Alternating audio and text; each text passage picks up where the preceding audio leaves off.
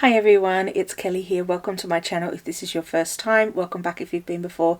Lovely to have you either way. On this channel we talk books, and today I am bringing you another book haul.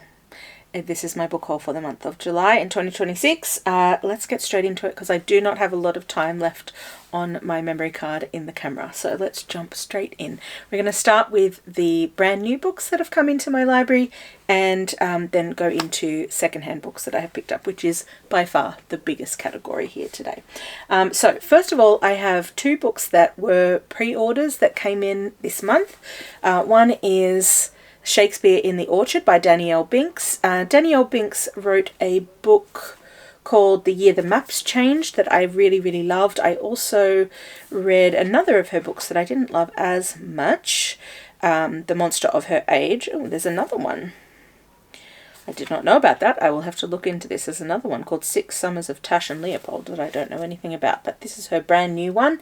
And basically this is set in 1914 on the Mornington Peninsula, and we're talking World War One, and we have a character called Jack, who is the best marksman in military cadet training. His brother Matt taught him everything he knew after their father died, but now Matt has joined the war effort and it's up to Jack to hold down the home front and help his mother run the family orchard.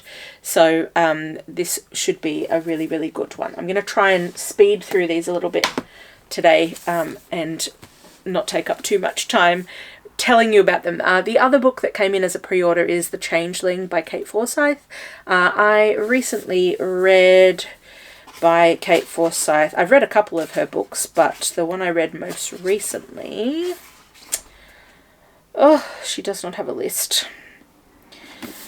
What was it called? I can't remember. Anyway, I can't remember the name of the book, but I will put it up on the screen. That's so frustrating. Anyway, I really loved her most recent book, and I'm enjoying the direction her writing is taking. So this one I instantly ordered as soon as I heard that it was coming out. And this is inspired by the true story of Scotland's first witch hunt. The Changeling is a spellbinding tale of witchcraft, forbidden love, and defying fate. So that should be a really good one. I, of course, picked up the new Heartstopper Volume 6. I haven't yet read Volume 5, so I need to get onto that before I can get to this one. But I have been enjoying this series so far, and I don't imagine anything will change about that. It's very wholesome, lovely relationship being described in the Heartstopper series, and I highly recommend it generally, but I haven't read this one yet, so I can't categorically say that I recommend that one. The next book that I picked up was one that I heard about, and I can't remember where I heard about it, and I went and ordered it when I was reading about it, and it's called Whose Names Are Unknown, a novel by Sanora Babb. And I was reading about this. It was a long hidden novel that tells, oh, that's right. So it tells of the High Plains farmers who fled drought and dust storms during the Great Depression. And she had a contract to have it published, and she was speaking to John Steinbeck and told him about some of her, because she did a lot of interviews and things like that, and then he wrote The Grapes of Wrath that got published, and then this didn't get published because they didn't think there would be a market for two books about the same thing, even though she had kind of given some of her research to John Steinbeck, and I don't like that sort of thing, so I was like, oh well, I need to read this book, obviously. So I'm very excited to have that one and to get to it at some point to read. Another book that I picked up, I bought a copy of rather than trying to get it from the library because I was having no luck trying to find copies of this one, is My Heart at Evening by Conrad Muller. This is a book that has been shortlisted for the Miles Franklin Literary Award, which at the time of recording has not been announced. The winner hasn't been announced, but by the time this video comes out, it will have been, because that is happening on the 5th of August. So I don't know if this is the winner. It might be. if so, I'll definitely be reading it. Well, I mean, I've bought it, so I'm hoping that I will read it. But this one just sounded very interesting to me. It was one that I'd sort of flagged even when we had just the long list as one that I wanted to read. And this is kind of written, I think, as a kind of account from a somewhat unreliable narrator. But it's set in 1832 in Van Diemen's Land, that we now call Tasmania. A troubled emissary narrates his journey north from Hobart Town to Circular Head to investigate the circumstances surrounding the suicide of Henry Hellier, surveyor, amateur botanist, artist, and friend to the wife of the chief agent in the north. There he navigates the horror of a fledgling nation. So it just sounded really good, and from what I've heard of it, I'm like very keen to get to this one. The last of the new books I only just picked up. I went to the Art Gallery of New South Wales to go and see the Archibald Prize, and while there, you have to go and have a look in the bookshop. And I told myself that I was only allowed to buy something if it was already on my wish list, and I found this book, Politics, which is part of the First Knowledges series. And this one is by Mary Graham and Morgan Brigg. I think all of the other ones, maybe there might be one missing. I think I saw one that was about health, but they didn't have that one as an individual. They had it in like a set, and I haven't seen that one before. So anyway, I've been collecting these. Have I read any of them yet? No, but I will at some point. Essentially, this is kind of looking at Aboriginal and Torres Strait Islander, maybe. Definitely Aboriginal. I'm not sure about the Torres Strait Islander. But looking at the knowledge in various domains from an Aboriginal perspective. So this one is specifically looking at politics, but there's one I'm just looking at, it's behind you, the stack. So there's innovation, songlines, design, country, law, astronomy, and plants are the other ones that I've got. And I saw one, as I said, on health. So that will be an interesting one to get at some point too. Anyway, I now have this one. Very excited to have it. And at some point I will get to that series and I will read through them. Okay, continuing on with the non-fiction, but now moving into our second-hand portion of the video. While I was down the south coast recently on a trip with my sister, I found this in a thrift store, a second-hand store. Girl Interrupted by Susanna Kaysen. I'm assuming that this is the book that the film was based on. In 1967, after a session with a psychiatrist she'd never seen before, 18-year-old Susanna Kaysen was put in a taxi and sent to Maclean Hospital to be treated for depression. She spent most of the next 2 years on the ward for teenage girls in the psychiatric hospital, renowned for its famous clientele: Sylvia Plath, Robert Lowell, James Taylor, Anne Sexton, and Ray Charles. So this is a memoir of her time in the psychiatric hospital, and I'm looking forward to reading that one at some point because I think it will be very good. Another non-fiction that I picked up is Killing for Country by David Marr. I found this one secondhand also. All the rest of these are secondhand. I don't need to tell you that each time. So this is an Aboriginal author who is writing about the discovery that some of his ancestors had served with the brutal native police in the bloodiest years on the frontier. So this is looking at the frontier wars and the ways in which Aboriginal people were kind of brought in to police other Aboriginal people, and what that meant, and like reflecting on this. I've heard really good things about this book, so it's quite a chunky one. I'm not sure when I'm going to get to it, but I'm really excited to have it and to be able to get to it. And I also found a copy of the yellow notebook, Helen Garner's Diaries. This is the first one. I found books 2 and 3 in this series in this hardback edition secondhand, and I picked those up and I was like, I should be able to find a copy of this. Found it really hard to find a copy of, but I did find a copy online and I ordered it and it arrived. So I paid a little bit more than I would have liked to for it, but now I have the matching set instead of buying it in the because I was able to find, like, it's still in publication in paperback, in the like very little paperbacks, but it would have looked it would have looked wrong on the shelf. So anyway, I now have this one, which means I can now start reading them because I didn't want to start on book 2. Okay, the next book is a children's book, and it is called The Bravest Word by Kate Foster. I read a book by Kate Foster recently called PAWS. I believe this is actually a backlist title for her. This one was originally published in 2022, and I think PAWS came out afterwards, but it does say author of PAWS on the front, so maybe it came out before. I'm not really sure.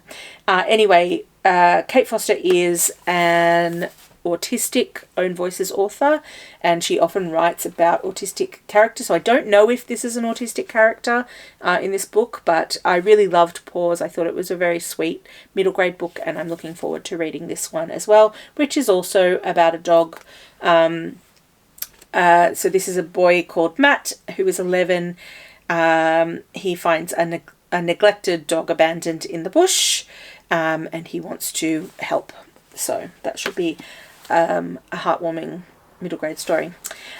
Moving into some classics now, I found a Penguin Clothbound Classics edition of Alice's Adventures in Wonderland and Through the Looking Glass in a bind-up by Lewis Carroll, so that's exciting to have that one. I think the design on the front of this one is quite fun. I found a copy of The Buccaneers by Edith Wharton. I've never read anything by Edith Wharton before, but and I don't really know that much about this particular classic, but I loved the picture on the front. And I always, if I'm interested in a classic, I will just grab it. I don't worry too much about how many classics I have on my shelf. We'll get to them in time. And then I also found a poetry collection, Birthday Letters by Ted Hughes, in these Faber editions. I've got a couple of these for different poets, but yeah, I found this one. Someone has marked up a little bit of this one. It's got some notes and highlighting in some of the poems, but that's okay. I don't mind. So that is that one. All right, moving into some novels now, some fiction. I recently, what is the name of it? Vinted. Vinted is new in Australia. Like, I know that other places around the world have Vinted, but we haven't had it before. And I went onto it just to kind of experiment, and I had a look at what kind of books were available.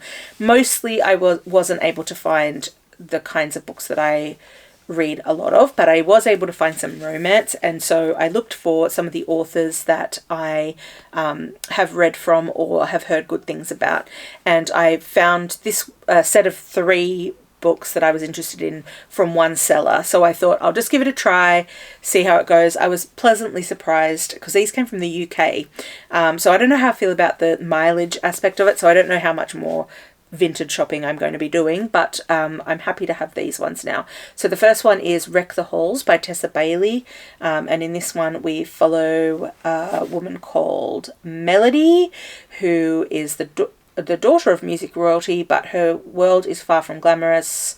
She spends her days restoring old books and avoiding the limelight, but when a producer offers her a lot of money to reunite her mother's band on live TV, Mel begins to wonder if it's time to rattle the cage, shake up her quiet life, and see him again. And then we've got Beat Dawkins, the lead singer's son, is Melody's opposite. The camera loves him, he could charm the pants off anyone, and his mum is not a potential cult leader. Still, they might have been best friends if not for the legendary feud that broke up the band. So they're trying to get the band back together, their parents' band back together, and presumably sparks fly. Then I picked up a copy of Beach Read, which is actually the book that I was looking for a copy of. I had, I think, all of the other Emily Henrys, but not this one in physical copy. I have it on ebook, but I wanted to get a physical copy. So I was excited about this one, to find this one. It says 2 writers, 1 holiday, a rom-com waiting to happen. So this is about 2 authors, one of whom is like a romance author and the other is like a literary fiction author. And then they swap genres. They do a bet to swap genres to see who gets published first. And then I think, you know, they sort of see a different perspective. So that should be a good one. And then the other one that I found was another Talia Hibbert. I recently read, which one was it called? It was called Act Your Age, Eve Brown, which I really enjoyed. I really liked her writing, so I found this one, which is not part of that series. It's a different series that she has, and it's called Highly Suspicious and Unfairly Cute. So yeah, this is about could you brave the wilderness with your highly suspicious and unfairly cute ex-best friend? So that should be a fun read at some point as well. So those were the ones that I got from Vinted. Probably won't be doing much more vintage shopping, but if I'm ever in the market for more romance books, I'll definitely pop on there, because the prices people had them for were quite cheap, and yeah, I was able to get them. They arrived in good condition, so yeah, I was happy with the process. Okay, this was one I just found in a secondhand store. It's The Appeal by Janice Hallett. This one was all over the place a while back, and basically it's a book that's told in like emails and letters and other kind of like ephemera, and you're solving a mystery a lot, you know, with just the information that's in the letters and emails and stuff. So that should be an interesting read.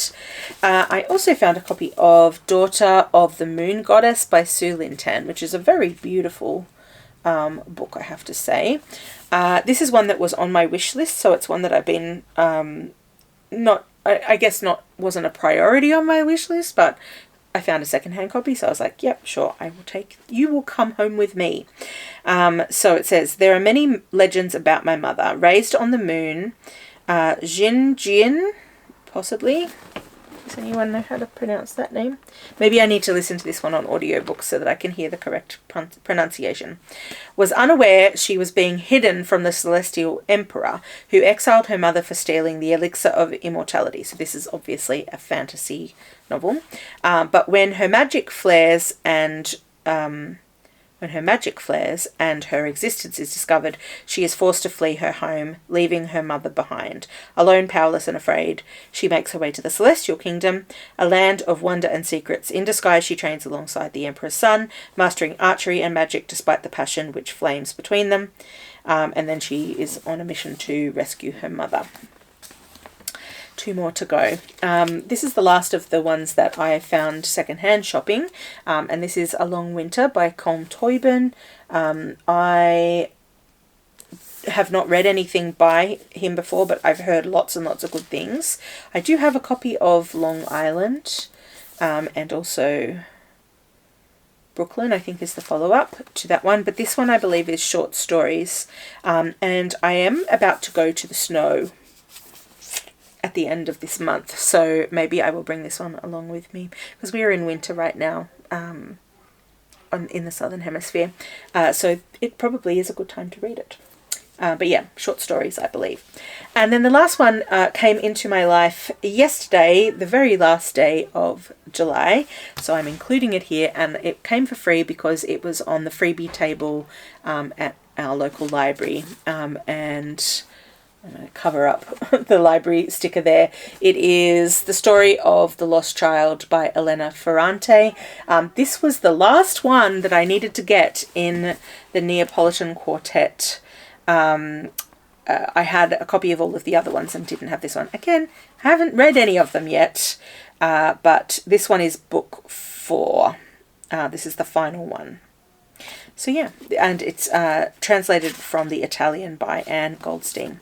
So yeah, looking forward to getting to this series at some point. So that is my haul for the month of July. I've done it within the time. Hurrah! Thank you so much for watching. I hope you've enjoyed this video. If you've read any of these books and you think I should prioritize them on my TBR, let me know down in the comments. And if not, that's fine. You can chat to me about whatever you like in the comments, really. But yeah, it would be topical to talk about the books. Also, let me know if you've found anything cool in the month of July. I would love to hear all about it. Thank you so much for watching, and I will catch you on the next one. Bye.